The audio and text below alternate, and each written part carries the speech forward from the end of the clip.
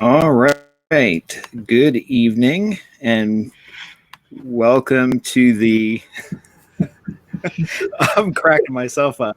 You know, it's good that I don't take anything serious. We're trying something new, and I almost forgot to put Paul in there, so I apologize for that.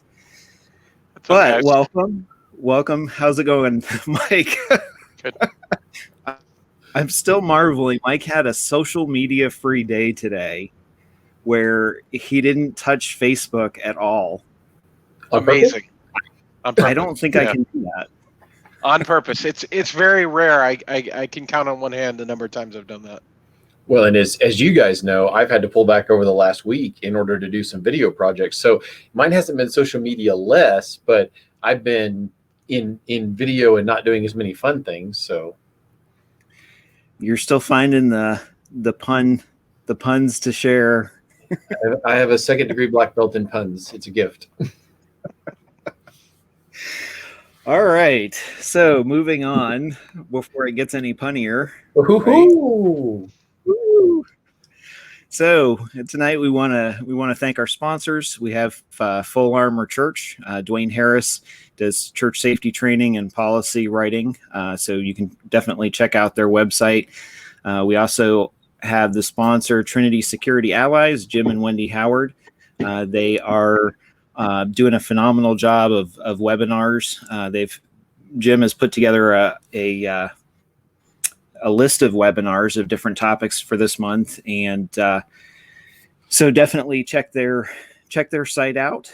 And tonight we are actually going to be talking to Simon O, and he's going to be joining us again tonight. Last time he joined us, his internet connection was kind of faulty, and we wanted to bring him back to kind of talk to him tonight. He's got some good stuff that he's working on, and soon to be, I think this fall, he's actually going to be one of our sponsors as well, which is pretty cool. So we're happy about that. So if this is the first time that you're watching, or if you just logged in, feel free to list the church that you're associated with in your location, and if you have any questions, we always try and get to the live questions. But tonight's format's a little bit different. We're trying some new things with our broadcast. So other than that, let me go ahead and bring in Simon. Good evening, gentlemen. We'll go for there. Hello, Simon. And James, you're not the first person to call me Simon O. That is perfectly acceptable. So, Mr. Buckner, stop laughing. That's okay. Well, and if you missed and here's the thing: if you missed last week, I was trying to refer to Simon, and I got called out by several of our listeners, including Paul and Mike, for completely butchering his last name. So my humble apologies. I felt like this big after I was done. Well, so, I'll tell you a very quick story. I was on a plane once next to a Nigerian woman, and she asked what my name was, and I told her, and she said, "You pronounce it wrong." I said, "No, I don't." She says, "Yeah, you're pronouncing it wrong." And I asked my mum a few weeks later, and she said, "Yeah." She said, "No one can ever say it." So I changed how it sounds how we pronunciate it. So you're not the only one, James. You won't be the last. Even my own family say it wrong. So it is what it is. Well, you know, my last name is McGarvey, so you can only imagine how many different variations to that. I mean, I think probably the most common one is McGravy. I get that a lot, and I'm like looking at my last name, and I'm like, how does that even happen? You're not, like, the R and the A aren't even. It doesn't look like that. Well, it's funny when Carl Chin always says my name, he can just say Simon, knowing there's only one black English guy in America educating on safety and security in churches, and he gets away with it, you know. So I don't know many other black people that are in church, to be fair. So maybe that's a Facebook group. Your first name only, you know you've arrived. So hey, you know what? If the Colonel can get away with it, I should be able to. Well, that's true. I'll just be like, hey, this is Simon's joining us from Kingswood Security and Worship Security Association. There you go. That's And enough. then, Well, pleased to be joining you Okay. guys this evening. we appreciate it. So tell us what's going on with the Who I Became and where you're at and what made you try and start that interesting program. Yeah, so the Who I Became, I had an idea going back a couple of years, and I think I really found that it started from when I was in law enforcement back in England, but I've always been fascinated by people. I think that's why I became a detective, because fundamentally I'm just nosy. And I used to enjoy sort of getting to understand their backgrounds, and fortunate enough to become friends with people like Carl Chin and Tina Rowan, as you've mentioned before, the godfather and grandmother. Perhaps hopefully Tina's not going to listen to this and shout at me, but they're people I really respect within security ministry. But I've got to know them over a period of years and other people, but you don't often hear their backgrounds or the story. So really, Who I Became was an idea that I had, like a video podcast, and it's important to do a video podcast piece so you can actually see the emotion and see who these people are. And it's a very different angle. It's not just to sort of focus on the achievements or the accomplishments. Using Carl Chin as an example, the founder of the faith-based security network, but how did Carl Chin become sort of godfather of church security? What was his journey? What drives him to do these things? And that's really where my interest came from. And I managed to throw this podcast together very quickly, where I've gone off and sort of interviewed people in and around church safety and security to really find out, what makes them become the people that they are. Nice. It's definitely an interesting avenue to pursue to kind of decide what makes or research rather what makes people tick. And it's interesting. I'm curious, have you found any comparisons between people, like as far as their culture growing up or anything like similar?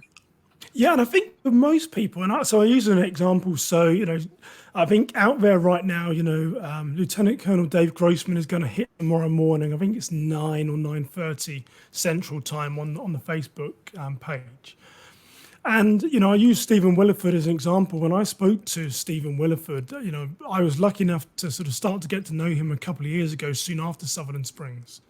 And he told me this story, but he really reaffirmed it a few weeks ago when we spoke. And I asked Stephen Williford that, what you did was very heroic. You're at home, you can hear gunfire, you don't even have your shoes on, you have to go and get your AR, and within seconds you're engaging as a civilian, someone who's wearing, protective, armored sort of gear, if you like, tactical gear, with another AR, and you're in combat.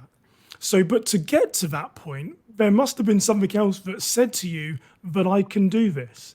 And interestingly, Stephen Williford told me a story that he was in 6th grade, and you have to apologize for my American school system, but I think 6th grade means that he was maybe 10, 11, 12. Is that right? That type of age. And that he was in a diner with his dad, and they were having a meal, and there was a man that was assaulting a woman inside this diner. And he said that they looked around and everyone was watching it like it wasn't happening. It was just like, it was just sort of, they're either shocked or no one knew what to do. And his dad sort of grabbed him and said, come on, get up, we're going over. And then him and his dad went towards the danger. And just at that point, an off-duty cop came in and sort of restrained the man. And there was a firearm was pulled, and there's so much more to the story that actually Stephen unpacks during the podcast. So, Stephen was 10, 11, 12, however old he was, and he was in his 50s when Sutherland Spring happened. What he said, though, was that it was in that moment that his dad said to him that you are a protector and you will always be a protector, and that is your sort of purpose on this earth, is to make sure you keep other people safe. So generally with Stephen Williford, people say, well, he's an NRA firearms instructor. He's pro Second Amendment. It's some of these other things. That's why he could get his firearm and engage with someone. Well, actually, when you talk to Stephen, he says, when I was 10, 11, 12, it was those type of moments, those building blocks, that led me to be able to do the act that I did. And very interestingly, when I spoke to sort of Cole Chin, it was a different story, but Cole also gave a sort of part of his testimony was as to why did he get into security and how did he become Christian. And it was a significant event in his life that sort of led him to realize that he was also a protector. So there's lots of similarities in their journeys. And like I said, for me, I find these fascinating. When you were saying that, it kind of popped into my head, to an extent, the story of Moses in the Old Testament, that that he actually went through a series of occupations before God actually allowed him to bring the people out of the Israelites out of Egypt. And it always seems interesting to me, like when I look back, and Paul and I have had these conversations before, but more privately. But when I look back at my life, the different ministries that I've been involved in, crossing over, my involvement with church, and then, my occupation, the job that I did at the time, and kind of assemble everything, it's almost like a set of dominoes that, they all start falling towards that one, that one thing. And it's almost like to the point now where I look at it and I say, this to me, it's really a God thing that, God's prepared me these years for doing this, and, having that mentality and that desire and, and the passion to be involved with church safety and kind of go that route. Yeah, and if you listen to the interview with Stephen Williford, like I said, that's on the Facebook page and on the YouTube, so people can watch and listen to that. It was really interesting. Stephen compares himself to like the Book of Job, and I tell you, when you listen to his testimony, I think he's got every cause to say that he is, and that his parents were killed on a motorcycle accident. I think it was a day before his 31st birthday by a drunk driver. At the funeral, his wife found out that she was pregnant. She then later went on to miscarry that baby. His parents' house, after they passed, was burnt down by an arsonist. That arsonist was the city fire inspector. I think about 3 weeks after his parents died, Stephen then lost his job. And so all these different events sort of came together for him to say that he's really tested it. And you'll listen to the podcast. One of the things that I say to him is that, he felt like the church intervened and people helped. He was about to be living almost in his car and go homeless because he'd lost his job. His parents' house had been burnt down. All these, really horrendous things had happened to him. But then he had these guardians from the church that came round with food, with gifts and various different things. And he said, that's when I knew that the test was over, very similar to Job.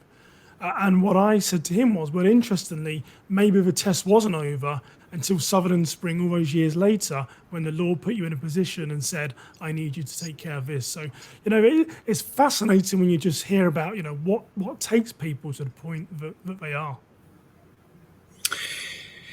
It really is. We had this week has been a crazy busy week for the three of us. We have been juggling stuff all independently, with our families, and then we also managed to cram in about three other recording interviews this week. One of them actually was with Frank Pomeroy, which. You got a chance to talk to, and all I can say is wow, really, because and we'll be playing that broadcast here hopefully in the next couple of weeks, because it was, to me, it was amazing. And exactly what you said, like when you hear from somebody that was actually there what happened versus all of the media influences and everything that you build up all the perceptions of, well, this is how this story happened, and then you get a chance to actually talk to somebody that's there and said, this is exactly what happened. It's very his testimony, Frank's testimony with us, was very powerful. Yeah, and that's very similar to Jimmy Meeks, and we all love Jimmy Meeks. I mean, he's a flamboyant Southern minister. Sorry, Mike, being from Texas, but that's really what Jimmy Meeks is. But hearing his journey, there's simple things that everyone within the church security world knows of sheepdog seminars. That Jimmy Meeks, Dave Grossman, and Carl Chin have been on the road for the last 10, 12 years. And actually, I think Jimmy said to me that he thinks that he's touched around 40 to 50,000 churches. I mean, that is incredible.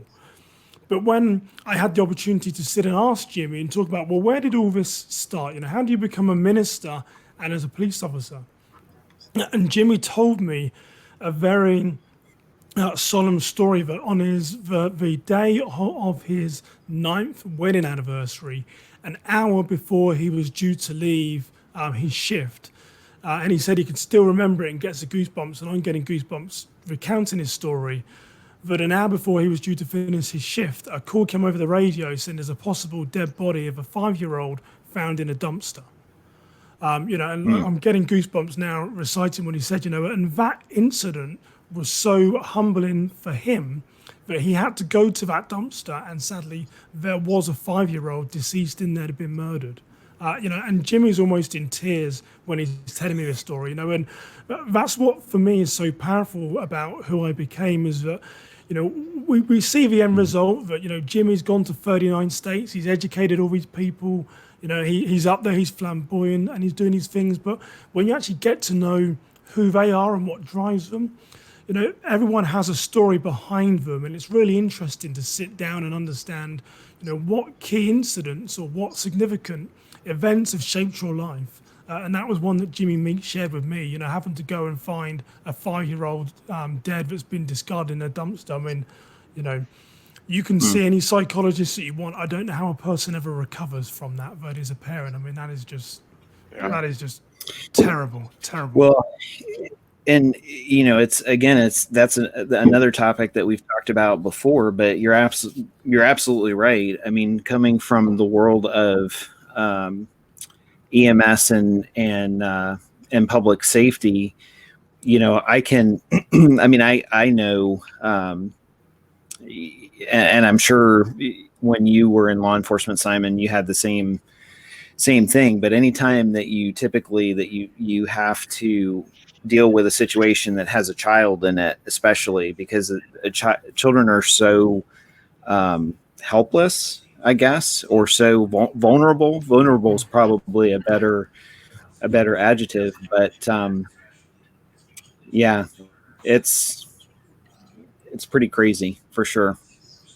But let me shut that off. So, and I know both of you guys are fathers. I have a 5-year-old here at home, so even just hearing that story, you talk about goosebumps.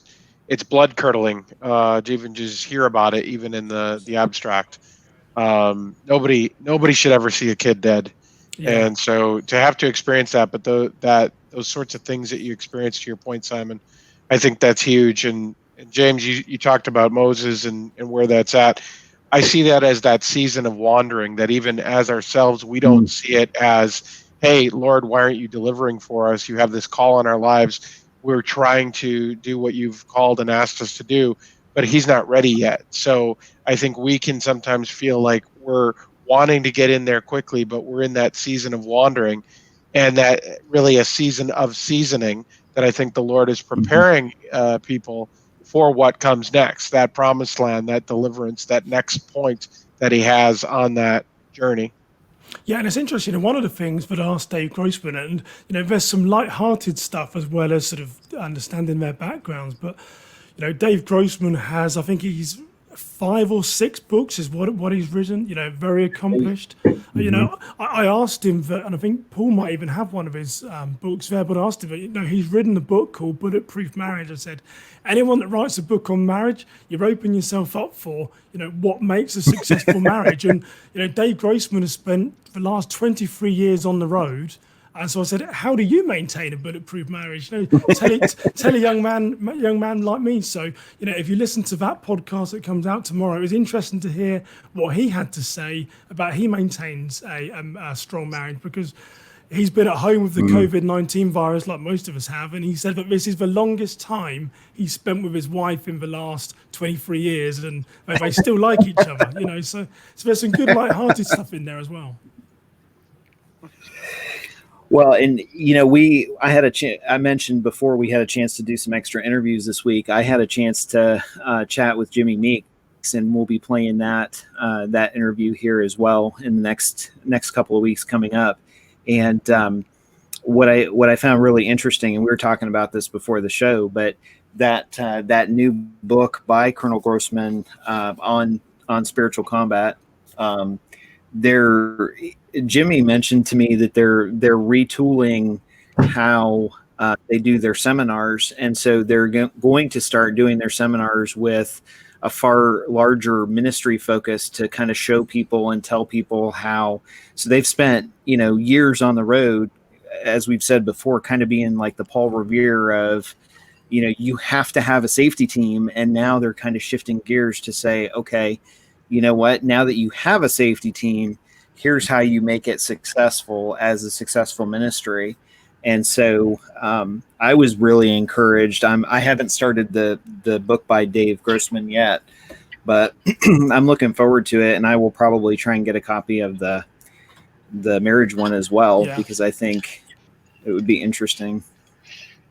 Yeah, and I think one of the exciting things about Who I Became Me, I think I call series 1 is faith security. I haven't sort of fully named it yet, or church security, but it allows me, because I have this interest in learning about people's backgrounds, I'm going to drift into other parts of ministry as well. So believe it or not, there's actually a guy that I put in prison in England for 5 years who was born again in prison, and I've become friends with him.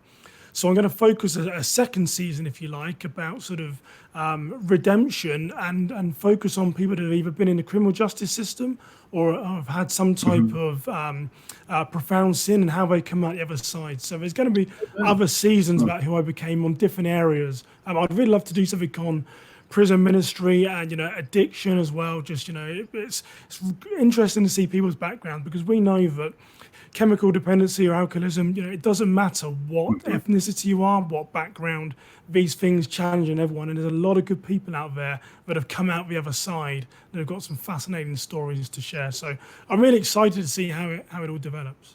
Nice. I wanted to throw in a couple of quick comments there. One, his book, I'm really looking forward to reading Colonel Grossman's book. And I've read 2 or 3 of his other books already, but having a strong marriage is going to be an anchor point for any church safety team member, male or female. We can't go into the fight, and we'd have to realize it is a spiritual battle. I actually was talking with a lady today, doing a parking lot ministry at our church, and we were talking about they had left a church that had been absolutely devastated by a member of their pastoral team having an affair with a member of the worship team that was ongoing. Left his wife, married the member of the worship team, and the church was just, boom, devastated and split several directions. And I think only one of the splits survived. And that is Satan comes to steal, kill, and destroy. So a strong marriage is crucial. And that has to start at home, because we can't give away what we don't have. And then 2, I wanted to plug your podcast, Simon. I find them fascinating. And I think it's interesting that you're wanting to take this in different directions, because we need that iron sharpens iron conversation. We need to hear other people's faith stories. This used to be a thing. Many of us are old enough to remember maybe a Wednesday night or a Sunday night where people would stand up and give testimonies. And sometimes the person you went to church with from the time you were a kid, you were like, because their testimony was amazing. Yeah. And we had a guy that he had been a drug dealer, was an elder in my church, one of the kindest men you'd ever met. And he had been a very dangerous, not very nice guy. And Had you met him a long time ago, you'd have been like, and I had people that would turn to me in his own family, in his own circle, and go, yeah, we know God has to be real because nobody could have saved him except God. Nobody could have changed him except God. And we all know how hard ministry is inside of your family circle. And so I'm looking forward to where you take your podcast. And I've listened to everything you've put out there so far, and I'm looking forward to more. So, Yeah, and interesting you say that. There's actually a guy that messaged me today, which I think will be in for a future season, and he spent 22 years incarcerated here in the US. Wow. He's come out, sort of born again Christian, and again, his testimony is, I mean, it is off the charts. It really is. I mean, I can't wait to have that conversation with him, and and future episodes on forgiveness. As a personal friend of mine, whose son was 7 or 8 at the time, went round a friend's house for a party, and his son ended up drowning in this friend's pool.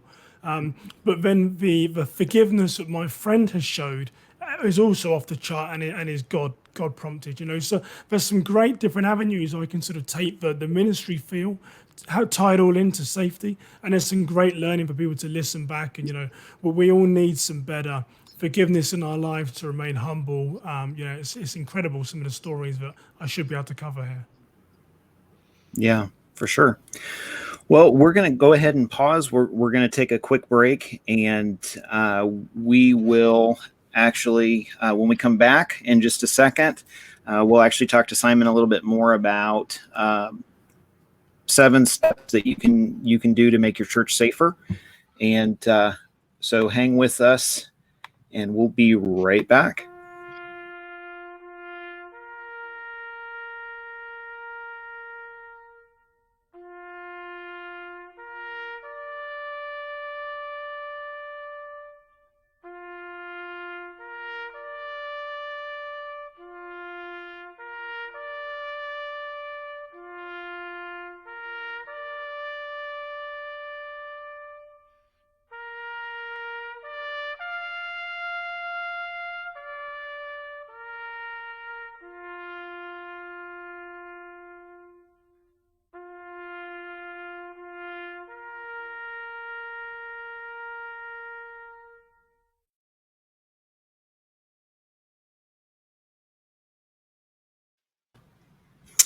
All right. So if you are just now joining us, you're listening and watching the Church Safety Guys. And one of the things that we've started doing, I just want to throw it out there, is we started a Book of the Month kind of reference. Paul, do you want to chat about that for a second? I'm really excited about it. It was kind of something we cooked up just in conversation, and Mike has jumped on board with his artwork magic and made some really, really neat logos and graphics for us. And what I love about this is, James made a book out of an idea I had that was going to be a 1-month project, and has kind of spun up, and I'm 2 or 3 months into it. And James took a bunch of loose leaf ideas that were in my addled brain and made a book out of it.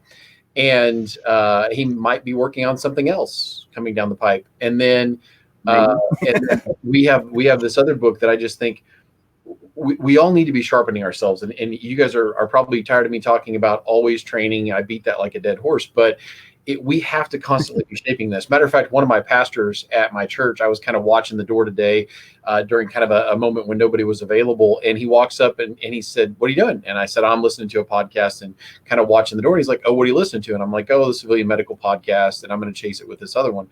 I'm all about training. And I think this is one more way with a Book of the Month that we can have a challenge of reading this book together corporately. And we all know that we can begin to discuss it.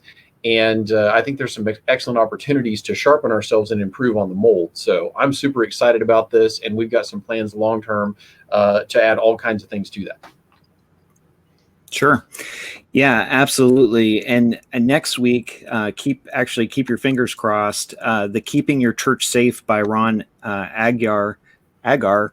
I'm probably butchering that last name too, but Ron is actually going to join us. He is a friend of Carl Chen, and Carl actually kind of connected us with him to talk with him a little bit but he has a successful church safety team training organization down in Kentucky.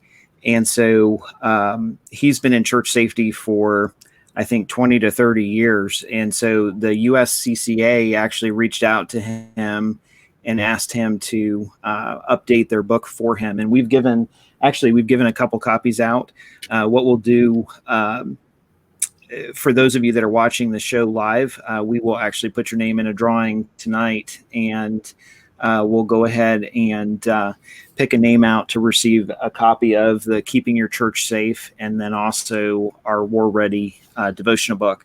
And yes, I tentatively, hopefully within, I'm actually working on another devotional without the exercise portion.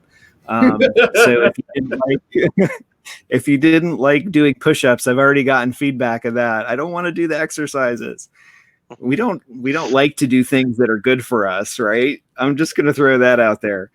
But no, I'm wrapping up another devotional it's more devotional / just some stories of things that I've dealt with, through my life in public safety, etc. And hopefully that can be of encouragement to you and your teams watching. So, but yeah, definitely check.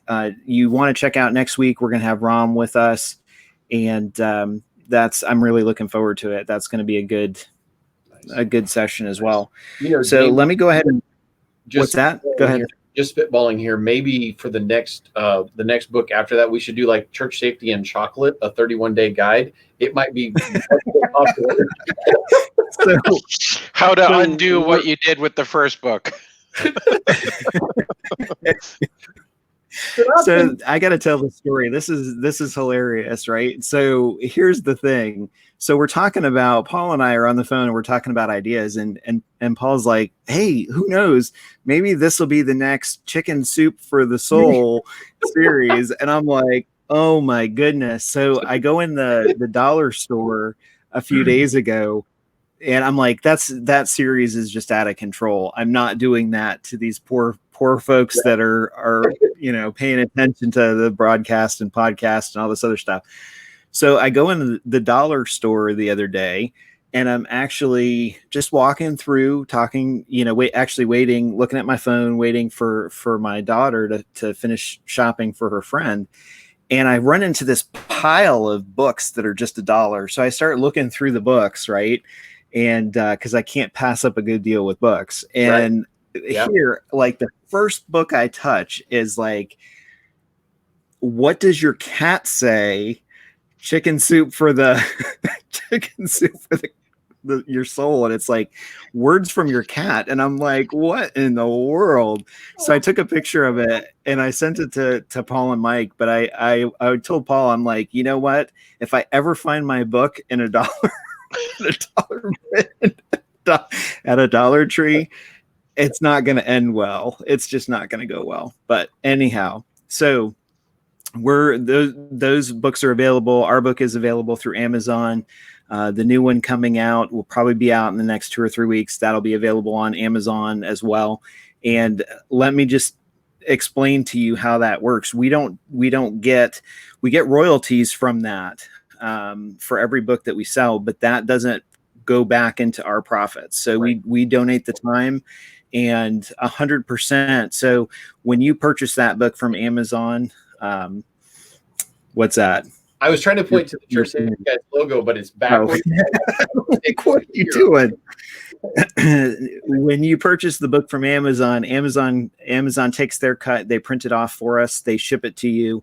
And then the difference in the margin of that we get actually comes straight, and it goes straight into our nonprofit and the Church Safety Guys bank account, basically. So that money that comes in, we use towards books, giveaways, trying to help you guys with training, that whole endeavor.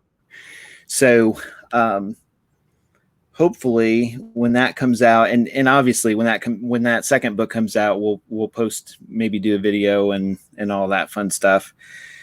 So let me let me actually bring Simon back in here, and we can kind of chat some more about keeping your church safe so that people don't abandon this broadcast while we're talking about chicken soup for the Cat. and your book at the dollar store. And just so that we're clear, when we were talking, so that all of you guys at home, before I get hate mail, we were talking about should we do another, and then we'll jump over to you, Simon, and I apologize. We were talking about should we do another 31 Day devotional, and should it be geared towards exercise? And I have one in mind geared towards training the mind and keep staying sharp. And so as we were talking about this, and James was endeavoring on a solo project, I said I could see maybe a dozen of these books that were geared towards a theme per month. So you could actually have one for each month of the year, and you could go through a series of these. And I was like, I literally don't want to create chicken soup for the church safety guy's soul. And we were mocking how far that's gotten out of control. And then he sends me this thing for like your gerbil. And I'm like, what? I mean, because literally there were like 3 of them, and I think they were all animal oriented. Yeah. So they were. I think one was a cat, one was a dog, and one was a bird or a duck or something. I don't remember. Now everybody's gonna be like, that is crazy. Now I'm gonna have to go back to the dollar store and buy one and then hold them up next week on the Please don't. that would be oh my goodness. So anyhow, but with Memorial Day weekend being here, and we put together the video and just played it. We are grateful, and we appreciate you guys hanging out with us and taking the time on your 3-day weekend. But I just, it moves me because I just want to say, our intention this week is to remember this weekend and forever is to remember those that have paid the ultimate sacrifice for the freedoms that we have today. And we're grateful. We always try, and that's one thing that we've tried to do. We always try and recognize veterans on the broadcast and certainly thank them for their service and whatnot. So remember that this weekend. And the difference between Memorial Day and Veterans Day, I hear that a lot. Yeah. And social media misses that one often, where it's Memorial Day is the day set aside for those that have perished during an active conflict, and Veterans Day are for those that have served in the armed forces. So don't walk up to a veteran and say Happy Memorial Day. Yeah, that doesn't go over well.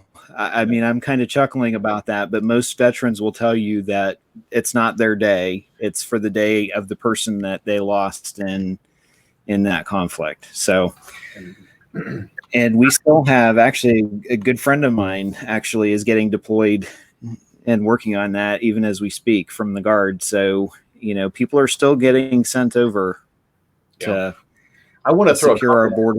We go over to Simon. I'm gonna monopolize a little bit more time, but I think this is super valuable.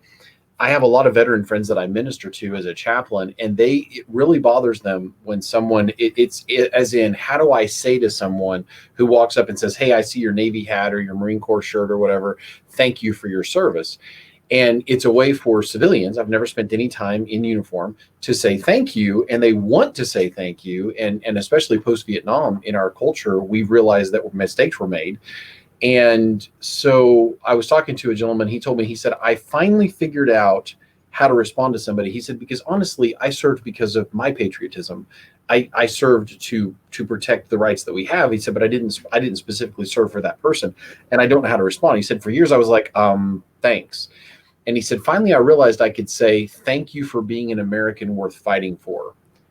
And every veteran I've talked to, that has resonated with them. And I will tell you, I've received it back a couple times in my friend circle. And it really does mean something, because we all should be Americans worth fighting for. So I agree. For sure. That's a good statement, For sure. Paul. Cool. So I think you're up to bat. He comes up with some good one-liners every once in a while. You know that, Yeah, Simon. I'm still waiting for one. I'm not too sure. Oh, But no, that he started. I was thinking, where's he going with this? But that was very genuine, Paul, and that is true. And I mean, I've never served in the military, but served in the police. And the reason why I did what I did was for me to give back. So, there is a certain amount of embarrassment that some veterans and law enforcement have when people thank them for what they consider to be my duty. So, yeah, for sure. Well, let's jump in with the little time. With the little time that we have left, let's talk about the 7 steps and see what we can get through on that. Yeah, so I'll tell you the concept as to how it all came together, and it's interesting because I was reflecting on this last week, and it really ties into your introduction, James. In the time that I've sort of 90% written one book, you've written about 3 books, so I should be embarrassed there myself. But I think Carl Chin had mentioned something about this when I was talking to him recently, is that, when I started doing this in 2012, when I sort of had a calling to do this, there really wasn't many people doing church security out there. There was, people would stumble across it, but it wasn't as intentional as it is now. There's a lot of companies out there trying to help in safety and security.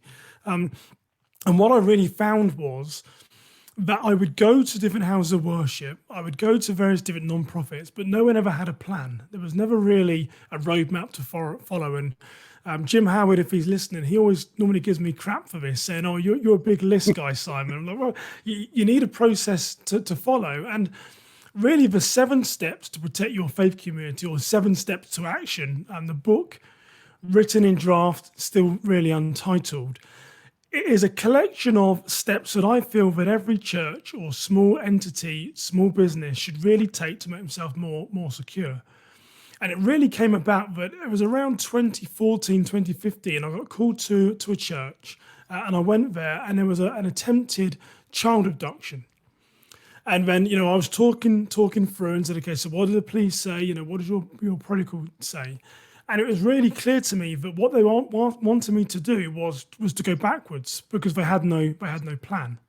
And then a few weeks after going to that church, I went to another church where I spent 2 or 3 hours talking to a facilities manager about bringing firearms into their church, starting a safety team. And then I met the pastor, and the pastor said, "We're never having guns in our church, Simon, as long as I'm here." So really what it reminded me, or what it told me to do, was that there was no process for these sort of churches and non-profits to follow. So I really went out and go and create, and it's a macro concept that has some micro features within it. But there's 7 steps that I say that every church should do to make their buildings more secure. And I don't know if you want me to run through them, or I'll just pause there if you've got any commentary. Yeah, no, go right ahead. And what I would say to people is that I take these from, this is that you've got no program and there's nothing in place. So I have 7 steps, and it's a bit like Dave Ramsey, that I want you to work them in the order, but I also understand that, some people are out of sequence. But my experience in working in pretty much most Christian faith denominations and a few non-Christian ones, that this works no matter where you are. I can be at a Baptist church and I'll say it'll work here. I can be at a Presbyterian church, a community church, a Catholic church. It is what they are. And the first thing that I say is to identify your security culture, or understand your security culture. And what I mean by that is that, like that facilities manager that I spoke to that said, I want firearms inside my church, and I spoke to the pastor, and the pastor said, Simon, we're never going to have firearms here. There was a mismatch there. They weren't aligned in the culture. So the facilities manager didn't understand the culture of the church, and the pastor wasn't in line with the environment where we're going, that we need these things, safety and security. So the first thing I always say is understand or identify the security culture, because everything in a church drives from the mission. So you've really got to understand that. The second thing that I say is that we try to do some of these things alone. Most people in safety and security and houses of worship are volunteers, such as yourself, James, such as you, Paul. You're volunteers, people who are coming in, giving your time. So that means that when you leave, you've still got to try and influence the decisions in the church. And I say that the reason why you need a safety committee is that Jesus himself didn't go alone. He had his disciples. You need other people that can help influence change within the church. Those could be people that are there during the week when you're not there, or those could be other ministries that understand risk. If I go to a church and they say, Simon, no one gets safety and security, I say, do you have children here? Yes. Do you have a preschool here? Yes. Find that preschool director or that preschool leader. She understands risk. Get her on board. You have that conversation and you're going to start making change quickly. So you've really got to start a safety committee, because these things are too challenging, to try and do alone. Like I said, Jesus didn't go alone. You need the support. The third thing I would say is, protect your perimeter. And that can just be walking around your building, looking for those stones, locking doors, locking windows. But also I look at it more holistically and say, what are the perimeters of your programs? If you have an addiction program inside your church, I've had facilities managers that have come to me and said that we've got a preschool inside the church, but at the same time as having the preschool, we've got a sexual addiction clinic or rehabilitating offenders back in the community. Well, that program, Absolutely. Your preschool, that has a perimeter. How are you going to protect the perimeter of those children to keep them safe? Locking the doors, closing the blinds, making sure that sexual addiction clinic with those convicted pedophiles are in a different part of a building. Because remember, in a church, going back to the culture, you can't say no to some of these things, because that is the mission. You can't say to them, you can't support people with sexual, a sexual past, because that goes against it. So looking at the sort of the perimeters, physical security, then more holistically of the programs. And then we move on to conducting a security assessment. I always advise everyone to have a security assessment. You can do the assessment yourself. You can find a lot of templates, a lot of good information online, or you can hire a security consultant, and that's mostly where 80% of what I do is doing security assessments. There's vulnerability assessments, threat assessments, various different things. But the reason why I say you need to do a security assessment is you just need a program. How are you going to get from A to B, and what does it look like? Because again, coming down to step 1, step 2 is challenging in the church when you're a volunteer, you're part-time, or people don't understand security ministry. So we've got to have a security assessment of our programs. And then we move on to, the policies and procedures that are backbone, the fundamental of any program is having policy, having procedures, training on those policy and procedures, training for firearms, training on sexual crimes, training on theft, whatever it is. And then step 7 is then ending on building a safety team. So there's a lot within those steps, and I've sort of breezed through them, but when you put them all together, it creates a more holistic program, and it also builds everyone's buy-in within the church. So those are the 7 things that I feel that every church or small business or non-profit should really do to create a more secure environment. For sure. And I'm just going to throw in here, and then I'll turn it over to Mike and Paul for their thoughts. But, when I look back at how we started a safety team at my church, that's exactly the roadmap that we used. There just wasn't the roadmap back then. Yes, exactly, that wasn't. Yeah. I wish there was that outline, and I could have said, okay, I had it. I just never finished the book. I never finished the book. Hopefully, pre-orders coming in June. You guys can mention that, but it's out there. I will hold you to that. I'll text you every day, and I'll be like, Simon, where are you at? Please do. I need the accountability partner. It is true, but that's true. A lot of the insight that we have now just wasn't there going back. Even 5-6 years ago. I mean, that's why I'm so grateful for what you guys do here. You, Mike, James, and Paul. It's impressive how you put us together each week, because there wasn't the knowledge there. And believe it or not, I've always been behind the scenes. It's only now that I'm really, taking this wider to help educate. You don't do security ministry to make money. You do it because the Lord calls you to do it. I mean, I always say, if you ask my wife, I put more into this than what I get out of it. But spiritually, I feel more fulfilled. Indeed. Well, and that's true. And honestly, anyone that's going over the 7 steps, Mike just posted them in summary. So thank you, Mike, for keeping track of that. But anybody that goes through that, if you don't have a safety team or you're starting off, there's not a specific amount of time that's allotted to each one of those. I mean, you can move through some faster than others, but the policies and procedures are forever important, because that helps you decide what to train to. Because it's funny, you came up with this outline, Simon, and another good friend of mine that's also been in law enforcement for a long time. One thing he always tells me is train to the policy. It doesn't matter what you think, train to the policy. And he gives me a hard time with that. But there's a lot of truth to that. If it's not set in stone, if you don't have some sort of guidelines, whether however the church is, and I'll say place of worship, because you're absolutely right. We've been contacted by, Mormon churches. I've been contacted by, Jewish synagogues. It really doesn't matter. The reality is, if you don't have those 7 things set up, it's not going to be successful. If you don't have the leadership understanding and helping build a security culture, it's not going to be successful. And we see those, unfortunately. When I went up to the conference in Wisconsin with Jason Weber, and I met Dave up Dave there Skinner as well. Dave Skinner, yeah, from ACG, from ACG. And I had people come up to me, and the number one question that people asked was, how do I start a safety or security team when the leadership is against the idea?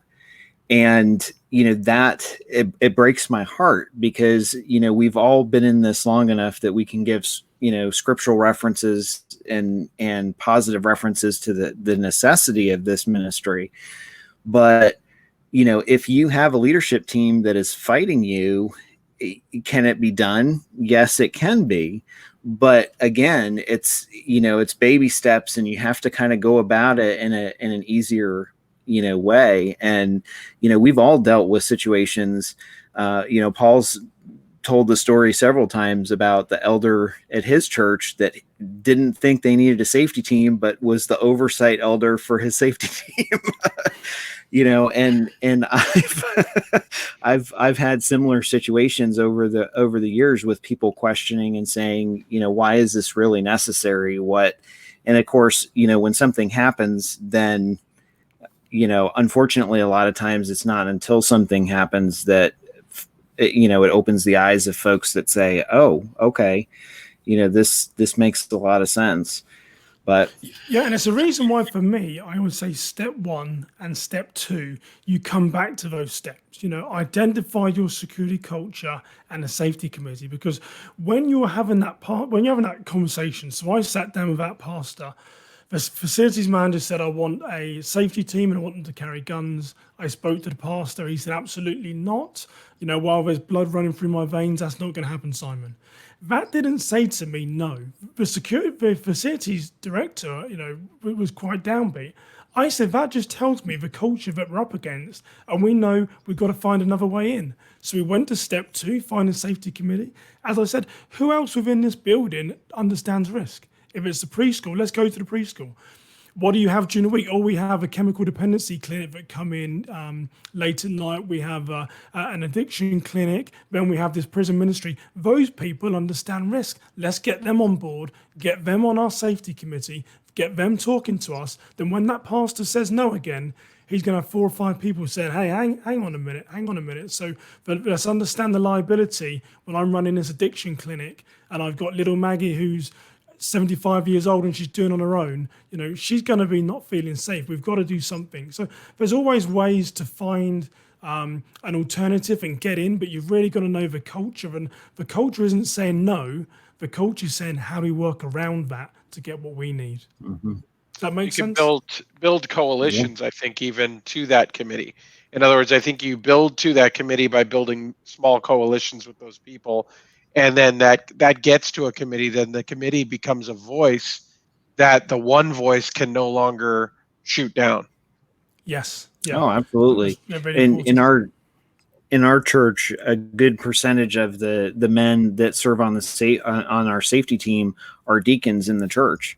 And so we've had situations where, we've updated or we've tried to update, equipment or that sort of thing, where I didn't say anything. The deacons in the deacons meeting went to the leadership and said, we need to do this because, and again, it's the coalition when you have, 3 or 4 people going to one person and it's not just you.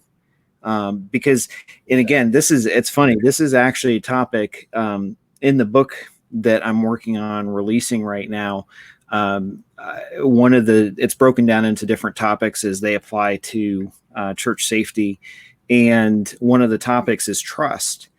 And when I kind of explain trust, one of the things this comes up, and that's that if you are the one person at your church that's saying constantly, that's great. That's great that you're pushing. But a lot of times it takes another voice, another person, because, if we're always saying no to something, it's kind of like our kids, right? If my son asks me 10 times for something, I'm going to keep saying no. But then if he rephrases the question, or if he sends one of his siblings to come ask me, then, it's getting my attention. I'll probably say the same thing, but it's really leveraging that. Yeah. And there's a lot of places that I go to. Sorry, go ahead. I was just going to say that there's a lot of places where I go to where I'm thinking, well, I'm saying the same as James. What's changed? But the influence is that, I'm an ex-detective from the UK. I've got this background. I worked in safety and security. I'm known. I've got articles in the Wall Street Journal. I'm on the news, this type of stuff. They seem to listen, but I'm saying no different than what James, Paul, and Mike are most probably saying. So finding those spheres of influence, I didn't think I used to have it, but clearly I do. But that is a key point, James. It really is. Find those spheres of influence and use them. So Paul, you were going to say something? I'm sorry. I'm about to explode because this excites me. This is the rubber meets the road potato part of this thing. And I was teasing you, Simon, that your sphere of influence was very small. This is where people actually get to form safety teams. And if you can get your pastor on board, and I commented on that earlier, but the ladies are important, and you have to have an outside voice. I mean, how many times have we been dealing with a loved one? I mean, if you've ever tried to teach a loved one to shoot or to drive or to do just about anything, and you're trying to teach them morals, and then your friend over here who's the same age as you and is very similar to you, but they have some credibility because they're not you. A lot of times, especially if you've grown up in a church. I mean, I was in my last church for 25 years, and so I'll be 42 in July. I grew up in this church. And so it's like, cute little Paul wants to start a safety team. And the pastor was on board with it, but we went through some major growth pains. And I discovered that if a police officer came in off the street, to your point, Simon, if a fire marshal came in and said, what in the world? If a veteran came through and went, none of this is defensible, it added another voice. And it was done respectfully. And they would give me feedback, and then I could take that to board meetings. And sometimes they would meet with that elder or with the pastor or whatever. And then getting the ladies on board, I would share an article on my Facebook and didn't really think much about it. And then found out that some of the ladies were actually going to members of my board and saying, okay, this thing just happened at this church. And Paul Buckner's saying, this is why churches need safety teams. This is why this is important. What are we doing to protect our kids? What are we doing to protect our flock? And especially when the ladies get involved, that's when it becomes really, really important. And I would have ladies come to me. Probably one of the best things I ever did. I had a lady come to me. We protected her daughter with an executive protection style detail. And I'll go really quick. From an attempted abduction, it happened off campus. And then we made it part of what we did at church because this lady knew, the lady that tried to abduct the girl knew she went to our church. And so when it was all over, this lady came to me just gushing with gratitude that we had done this for her daughter. And I said, would you mind putting that in a card? Now I'm thinking, thank you so much for what you and your safety team did for me, signed. It was inside and on the back in little bitty handwriting. And I gave it to one of our elders who was pro church safety team, but probably not where I wanted to be. And he read it, and then he brought it to the board meeting and slid it across the table to me and said, I think Paul needs to read this to everyone here. And those kinds of situations, you can't, and I'm a media guy, you can't buy that kind of marketing. You can't buy that kind of advertising. Well, take that in. If you have someone who's grateful for something you've done, see if they'll put a little card together and see if they'll hand it in. And it gives you a lot of credibility. And I say that not to be manipulative, but a lot of times boards and committees don't really know what people really want, to go back to what you said, and then to what, or I can't point to what you said. So anyway, exactly. Well, and the biggest thing that I would say, and it's harsh, and I have this at my own church. So when I talk about my own church, I'm always careful what I say. But there's a tendency around security ministry to be, I want to be the person to fix this. I want to be the person to get the credit to say I've built this program. And quite often, the biggest thing that I battle, maybe not battle is too strong a word, but when I talk to people in a church, I normally say, what is it you want to achieve? What do you want to accomplish? Well, I want a safety team. I want a pastor to understand risk. It's like, well, put me into play and I'll get you there. You don't need to have the credit. Just have me as an outsider. Let me come in and explain. I can hold them accountable. I can tell them what they're doing wrong. I can tell why they're going to get sued. I can tell there's going to be fraught with danger. Then I can then walk away once that pastor said, oh my word, that Simon guy came in and he scared me and we're now going to do the safety team.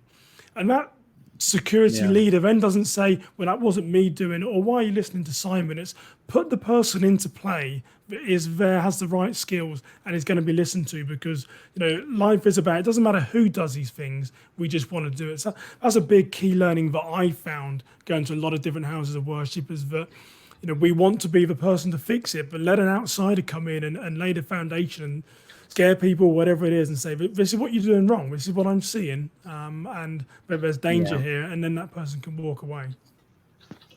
Well, and that's interesting, but that goes back to what I was saying before with being up in Wisconsin, that there was one gentleman that asked a question and said, well, my pastor doesn't want me to carry a firearm at church.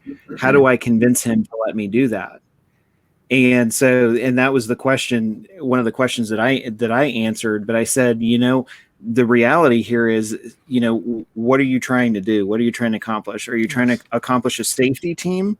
Because if you're trying to accomplish a safety team, then there's so much more, just like you said, Simon, there's so much more that you can be doing right now, and then come back to that. And it's not trying to be deceptive. It's not finagling or manipulative. It's, okay, wait a second. If, and we've talked about this many, many, many times on broadcasts, but if there is, anything, over 80% of what a church safety team responds to is medical, so statistically. So, look at start with a medical team and, and put it together and go through and apply that process and those 7 steps. And then when you're done and you get to a point of training or policy, go back around, because it's not going to be something that happens overnight, but maybe something, transpired in the news or something like that. I mean, a story that pops up like Jack Wilson really gets people's attention, to the point of saying, wait a second, maybe we should have a police officer here, or maybe we should have somebody trained with a firearm in case something drastic happens. And just give it a little bit of time. But yeah, and that's step 4 of a security assessment. It's wider than just a sort of an assessment of the buildings, but you really need that roadmap.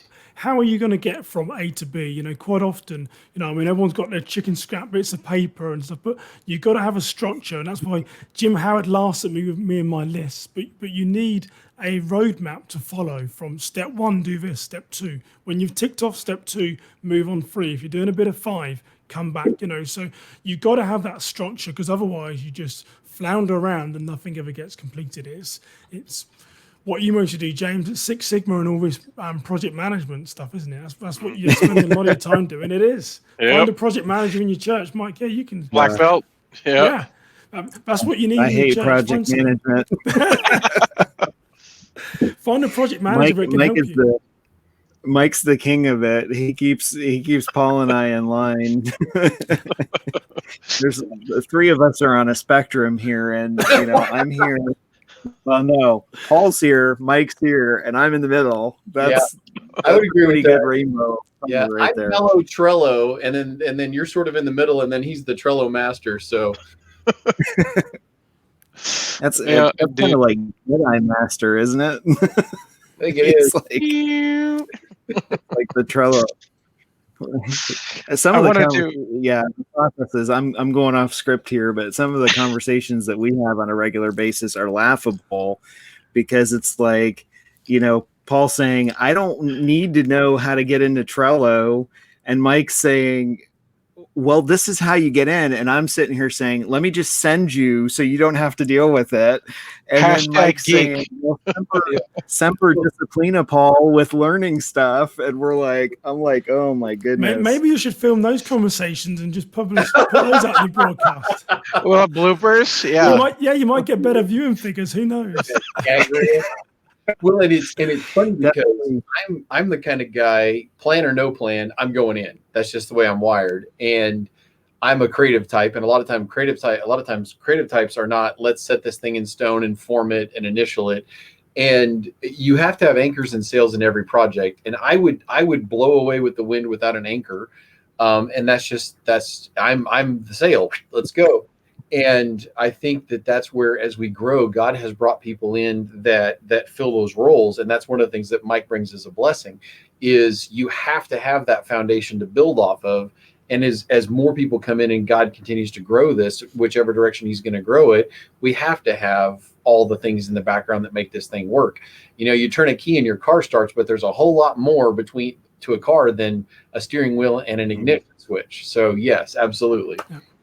And guys, if I could just do one plug, but if people go to my website, Kingswood Security, on my newsletter, there's a free download for those 7 steps. And like I said, James is going to hold me accountable. The book is in a draft. Let's commit to June. It will be out there for people to share.